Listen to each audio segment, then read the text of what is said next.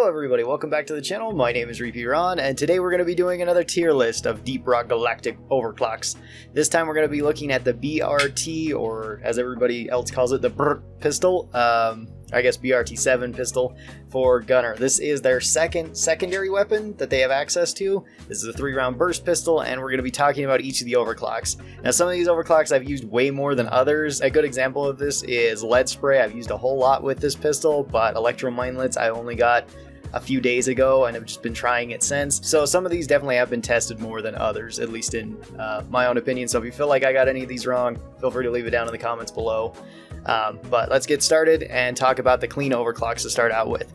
So our first one is composite casings. Composite casings gives us 36 more maximum ammo for our gun, which is great, and we get one more rate of fire. One more rate of fire is okay. I didn't find it super noticeable with the pistol. Same with the maximum ammo, I didn't find extremely noticeable either. Both these are just kind of a nice bonus to it, and there's no downside to taking composite casings, but overall it feels rather average in my opinion. More ammunition in the gun makes it so you will get more from resupplies, which is always a good thing. So with this added onto your gun, you will be getting another 18 rounds added to your ammo every time that you pick up a resupply, which can be really useful. That can add up, because if you get more resupplies, you can imagine this will just keep stacking on top of one another, and you may end up getting an extra 100 rounds that entire game than you normally would have. So that is pretty good. Overall, this doesn't really change the way that you build the burst pistol in any way. At least I didn't really change it up. Even when I tried switching out ammo for it, I still usually went back for ammo for the burst pistol. So it wasn't a huge factor, and it just kind of made the gun feel a little bit nicer, but it wasn't super noticeable. I'm going to put this one in B tier because it is still a plus. There's nothing wrong with it, but it's not a huge plus or anything like that. I'd probably say it's on the lower end of B tier or the higher end of C tier of just being kind of average to a little bit above average for an overclock. Our next overclock is full chamber seal. This gives us one more additional damage to our gun, which can be pretty useful.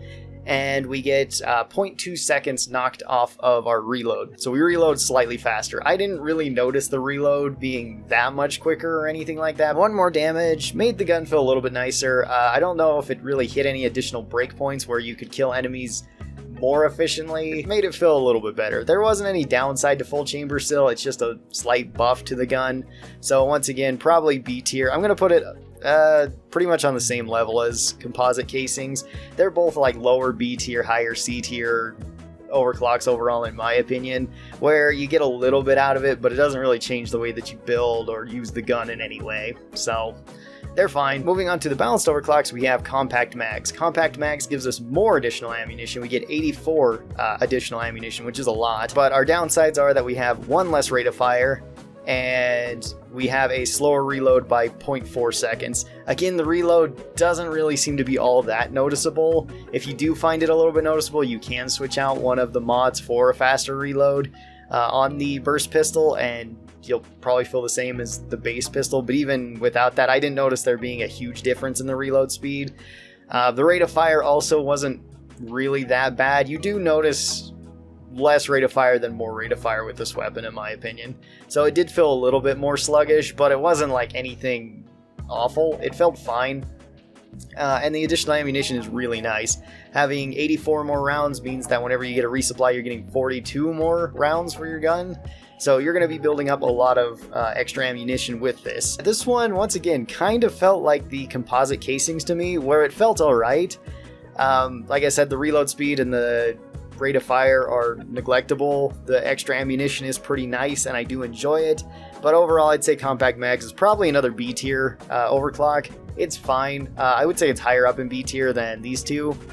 This one's probably a solid B tier because you do get a sizable amount more of ammunition, and you can take away the ammunition mod if you would like to on the burst pistol, and then you can still be running that similar build but with some additional benefits depending on which mod that you take. Up next we have experimental rounds. This gives you 9 more damage per shot, which is quite a lot of extra damage for a gun that fires in at least 3-round bursts. We lose out on 30 more maximum ammo, which isn't too bad. I didn't notice it that much so long as I took the ammunition mod.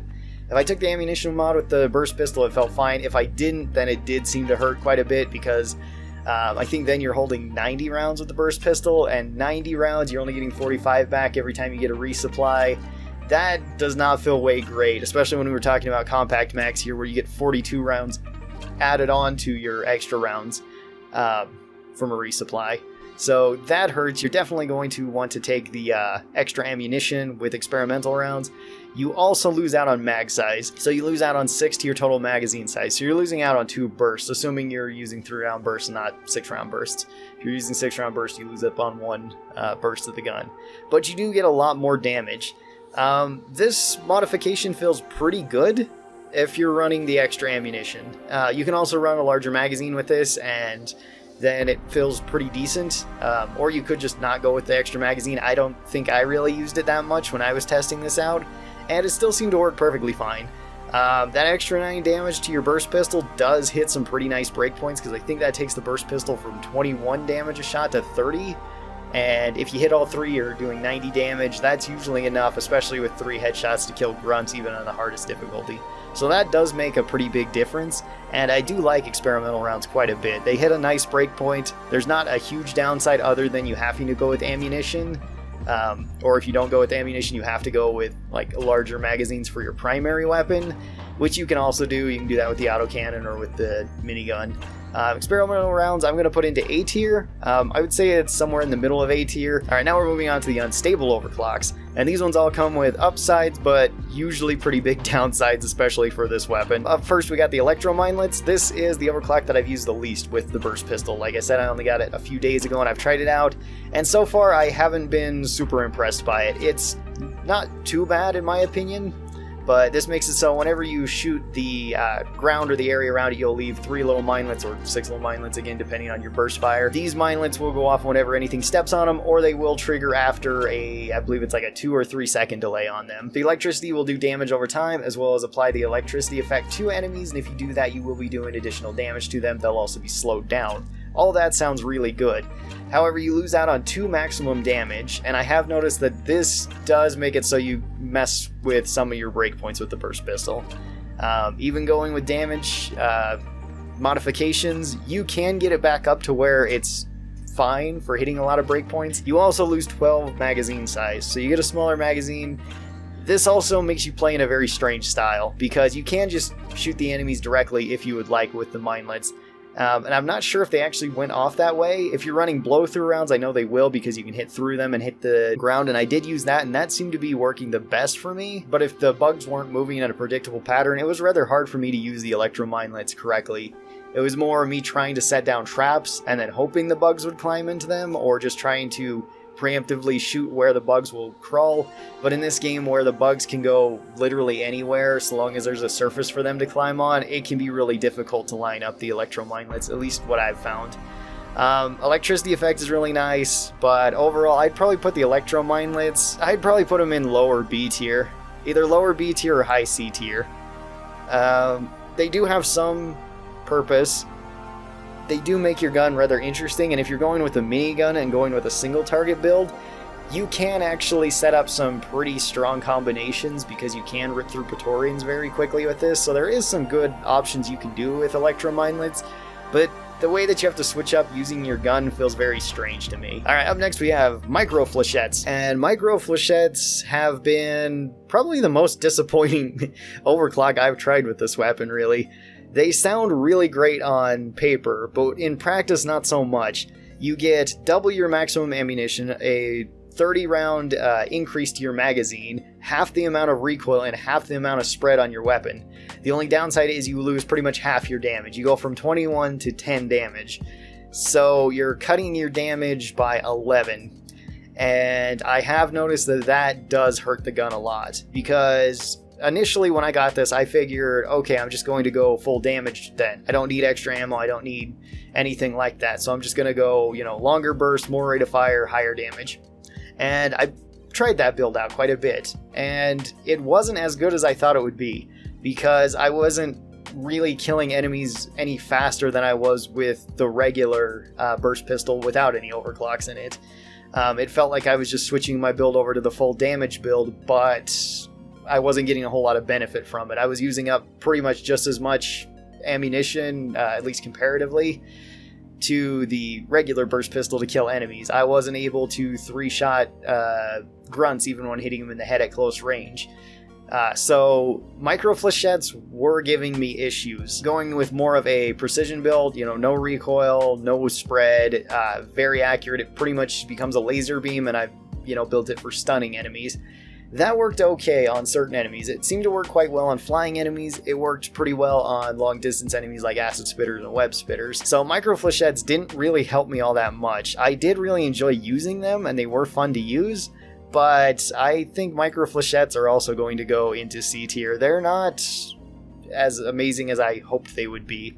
I'm going to put them above Electrominelets for right now, because I think they are a little bit better, at least from my testing. Like I said, I haven't tested Electrominelets a whole ton, so I could be incorrect about that. And then our last overclock here is lead spray. Lead spray makes it so you get 50% more damage with the burst pistol, but you get 4 times the amount of spread with the burst pistol, so you are much less accurate, but you do a lot more damage. This one I have probably used the most with the burst pistol, and it's probably my favorite one with the burst pistol. This, if you build all damage with the burst pistol, can completely shred through large enemies very quickly, especially if you're running like the hollow point bullets to do even more damage to weak spots. You can completely destroy things like oppressors, praetorians, dreadnoughts very fast if you're able to get close to them. The extra spread is very noticeable though, especially at any sort of long range. You're not shooting acid spitters and web spitters that are hiding miles away. You're probably not hitting leeches very effectively if you're not directly underneath them or somewhere nearby if they grab somebody. So you're limiting yourself to close and medium range with the burst pistol only. That's not necessarily a bad thing, especially if you want to combine this with the minigun, where the minigun can hit enemies at pretty long range. With the autocannon, it's a little bit iffy. Even going with like the Big Bertha autocannon, I still found it pretty iffy at any sort of long range, and for that it's still not probably the most versatile overclock, but it is pretty good. I'm gonna put lead spray also up into A tier. I think I'm gonna put it above experimental rounds.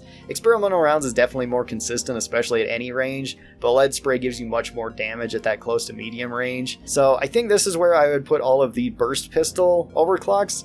As you can see, none of them are really horrible. I wouldn't say any of them were like they made the gun worse, but none of them I would say made the gun incredibly amazing either. Lead spray comes the closest, and even that has some pretty big drawbacks because you're just making your weapon highly specialized, which isn't necessarily a bad thing, but it's not the best for every single build. So this is my list of the overclocks for the burst pistol. Hopefully you guys enjoyed this. Thank you guys so very much for watching it. If you guys did and you're not subscribed, be sure that you get subscribed. That way you get notifications whenever I post any of these videos. Tell me your thoughts about this list in the comments down below and where you would put each of these overclocks and maybe your reasoning why. If you'd like to support the channel in other ways, you can go over to my Patreon or over to my merch store and support it there. Both those links are down in the description. Thank you guys so very much for everybody who does that. I really do appreciate it, and I will talk to all of you guys next time. Till then, stay cool, and bye.